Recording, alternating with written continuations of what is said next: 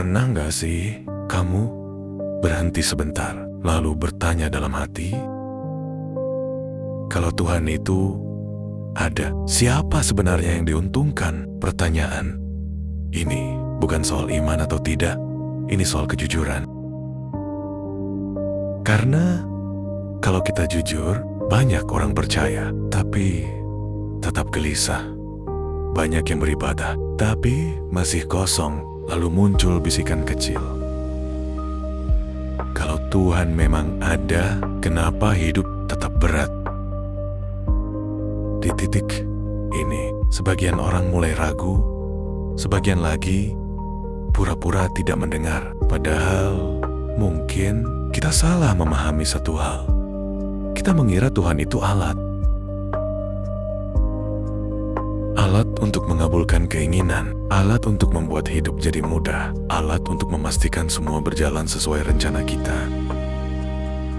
Dan ketika hidup tidak sesuai harapan, kita diam-diam kecewa, seolah Tuhan tidak bekerja dengan baik. Tapi coba kita balik pertanyaannya.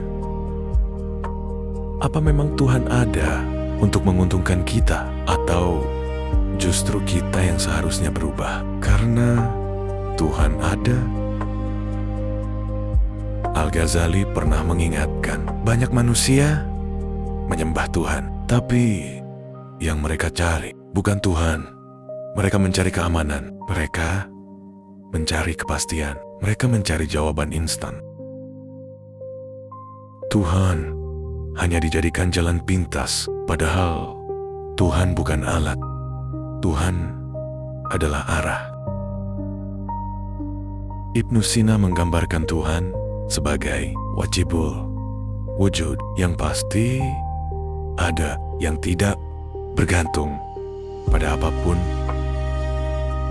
Artinya sederhana, Tuhan tidak butuh kita, tapi kita yang butuh Tuhan. Dan disinilah kesalahpahaman terbesar manusia.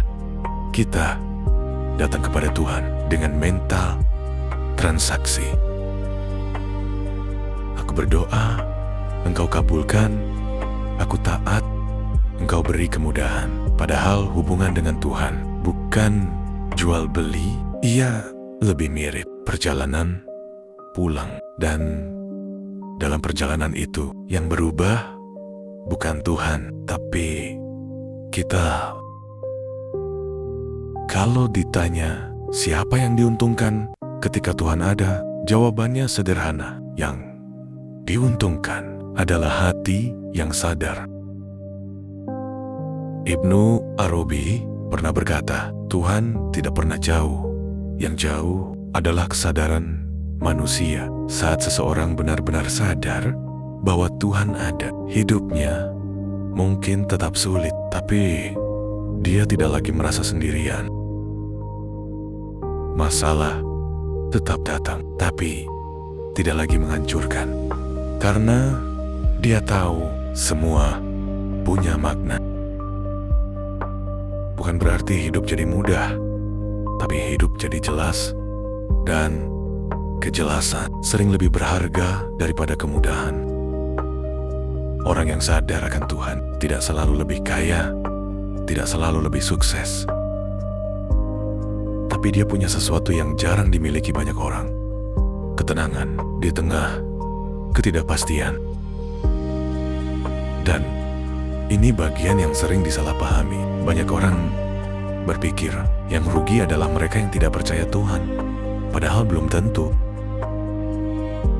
Yang benar-benar rugi adalah mereka yang percaya tapi tidak mengerti. Mereka beribadah tapi hatinya penuh kebencian. Mereka menyebut nama Tuhan tapi hidupnya penuh kesombongan.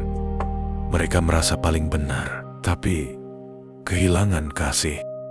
Di titik ini, Tuhan tidak lagi menjadi cahaya tapi dijadikan alat pembenaran. Dan itu jauh lebih berbahaya. Ibnu Arabi menyebut ini sebagai hijab paling halus.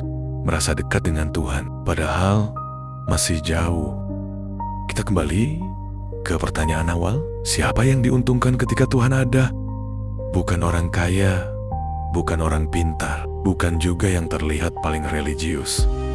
Yang diuntungkan adalah mereka yang mau melihat dirinya sendiri, yang berani jujur, yang mau hancur, lalu dibentuk ulang. Karena Tuhan tidak datang untuk membuat hidup kita selalu nyaman, tapi untuk membuat kita sadar. Dan kesadaran itu mahal. Ia sering lahir dari kehilangan, dari kegagalan, dari hal-hal yang tidak kita inginkan. Tapi justru disitulah kita mulai benar-benar melihat mungkin Tuhan tidak diuntungkan dan tidak dirugikan. Karena Tuhan tidak berubah. Yang berubah adalah kita. Jadi, mungkin pertanyaan yang lebih jujur bukan lagi siapa yang diuntungkan ketika Tuhan ada, tapi apa yang terjadi pada diriku jika aku benar-benar sadar bahwa Tuhan ada. Dan mungkin disitulah perjalanan itu dimulai. Mungkin pada akhirnya yang kita cari bukan jawaban, bukan juga kepastian, tapi penerimaan. Menerima bahwa hidup tidak selalu sesuai harapan, menerima bahwa kita tidak selalu mengerti, menerima bahwa tidak semua bisa kita kendalikan. Dan anehnya, justru di situ hati mulai tenang. Al-Ghazali pernah mengingatkan, ketenangan bukan datang saat hidup menjadi mudah, tapi saat hati berhenti melawan kenyataan. Ibnu Sina juga menjelaskan bahwa jiwa manusia akan lebih damai ketika ia berhenti memaksakan segala sesuatu harus sesuai dengan keinginannya. Dan Ibnu Arabi memberi pandangan yang sangat halus bahwa dalam penerimaan manusia tidak kehilangan apa-apa, ia justru kembali ke dirinya, kembali ke kesadarannya, kembali ke Tuhan. Mungkin kita tidak akan pernah memahami semuanya, tapi kita bisa belajar untuk menerima.